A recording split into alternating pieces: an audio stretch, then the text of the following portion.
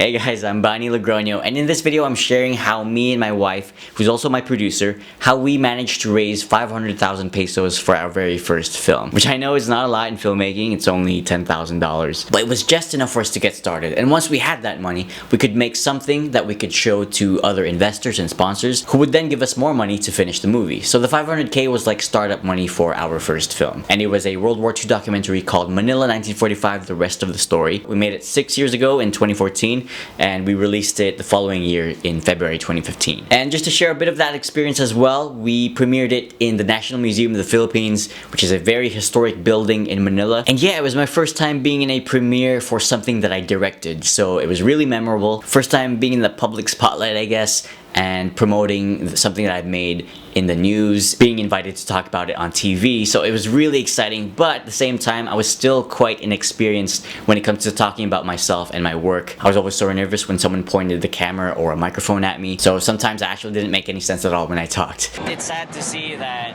people today are treating Manila today with respect, like as they should. So yeah, it was quite the experience, but that's basically how my directing career first started. Because before this, I was just editing and shooting other people's movies. My directing experience before this had only been for like smaller projects, like short films, and I hadn't yet directed a big project of my own before this film. So we could say that this 500 pesos didn't just help me make my first movie, but it also helped launch my career as a World War II film director as well. Because after this film, the opportunities just kept coming, and that's basically why I'm still a director today. So my hope is that by sharing my experiences with raising the funds for my first movie, that it will help aspiring directors like some of you who are watching this to raise money for your first movie as well. And by the way, like I said, this was in 2014, way before I had any following or subscribers, before I had done anything that gained a lot of attention. So really, anyone can do this, you just have to listen carefully. Okay, so first of all, let's talk about the many different types of ways that you can raise money to make a movie. There's business loans, investors, government-funded grants, film festivals, or maybe you have a really rich friend or family member who really believes in you and they're gonna give you the money to make your first movie. But at the time that we were making our first movie, one of the most popular ways for independent filmmakers to raise money for the low-budget films was through crowdfunding. So that was the strategy that we decided to go with. We decided to raise 500,000 pesos through this online crowdfunding platform called Kickstarter, and we managed to succeed and exceed our goal. But just because you choose a fundraising campaign that is popular, it doesn't necessarily mean that your fundraising campaign is going to be successful. In fact, I remember reading something like there was only a 43% success rate for people who wanted to crowdfund their movie. So it's not about the type of fundraising that you choose, but how you do it. And I think there were 3 important factors about our movie and our crowdfunding campaign which made it successful. And the first factor was that our movie was a story about something that filled a gap in the market. Meaning that there was an untapped audience that wanted to see the type of movie that we were making, but not a lot of other filmmakers were making it. So high demand, low competition. We were making something for a specific niche, which was the World War II history in the Philippines audience. We were making something that they wanted to see, which was a fast-paced World War II documentary, but no other filmmakers have made something like that yet. I mean, there's already so many documentaries about World War II, but not a lot that is fast-paced and catered towards a younger audience. So that was an angle and an approach that wasn't necessarily explored before, but people wanted to see. We just watched the documentary Manila 1945. Hindi siya yung ordinary na traditional na parang film about history. It speaks to the times for the youth. It's really fast-paced, it's easy to grasp. Ang sarap panoorin. It would catch your attention kaagad. The documentary was able to give information that helped us feel as if we were there. It's like you're traveling through time back to Manila in 1945. It reminds us really of a very significant part of our history. Now that may gantong film na mas relatable sa age namin, aside from the awareness, the way it was presented, it can provoke kasi students and the young people to actually do something. Napakaganda ng film na to para sa ating mga kabataan na maimulat yung ating mga mata at magising yung mga diwa nating natutulog para muling buhayin yung ating adhika na unti-unti nang nawawala dahil sa binigyan tayo ng huwad na kalayaan. It was not just about history per se, but what can we learn from history and how can we use history to solve our present social illnesses. So I think that's very powerful. Sa documentarying to,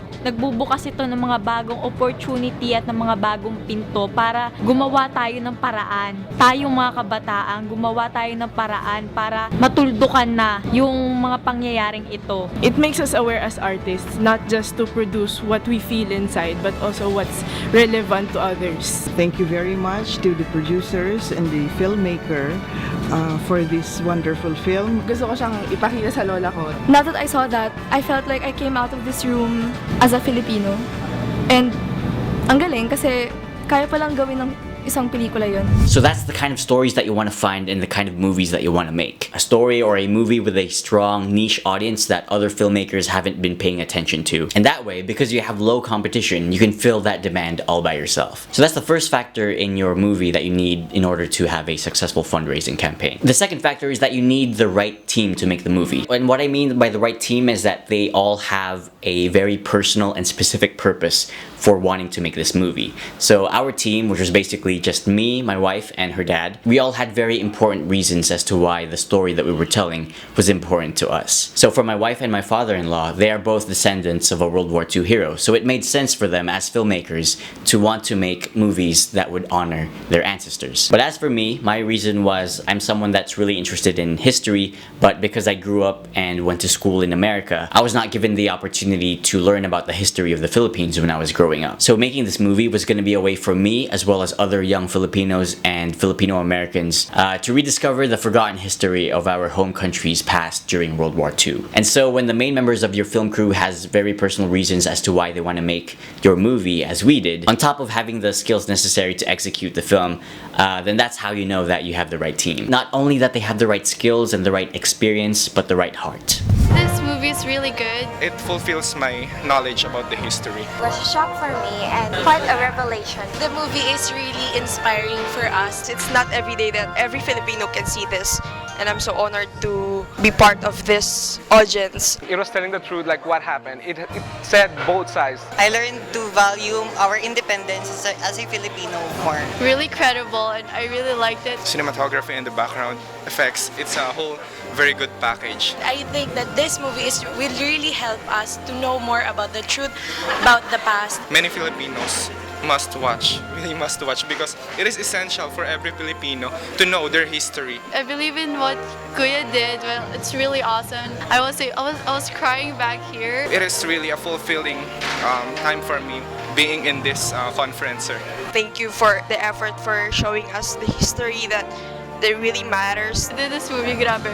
So cool. And that brings us to the third factor of why our fundraising campaign was so successful, and that's because we had the support of key influencers in our target niche audience. So for Philippine World War II history, the key influencers there are people like historians, veterans, survivors, descendants, people like that. So then when those people saw our team and saw how much passion we had to want to tell the story that they want to see, then they gave their support in helping us make this movie, which in turn would give us the support of the other people in this niche. And of course, when you're an independent filmmaker, you want to get all the support you can get, whether it's financial or information when it comes to making a documentary, or just helping promote your film. But once you have the support of the key influencers in your niche, which in turn will give you the support of the niche itself, from there, all that's really left to do is to just execute the work and make the movie. And that's pretty much it. I mean, yeah, of course, there were other factors that made our fundraising campaign successful, but if we narrow it down to the principal elements, then those three factors are what I believe is left. And those three things are what we make sure we always have when we raise funds for our other films as well. Tell a story that fills a gap in the market, assemble a team with a personal purpose, and gain the support of the key influencers in your target niche. And from there, you can derive your own strategy for raising funds to the movie that you want to make. But yeah, once you study and understand those three aspects, then pretty much you're good to go. Here are some reviews from the people who watched my first movie. I thought that the film was awesome because it was able to combine history and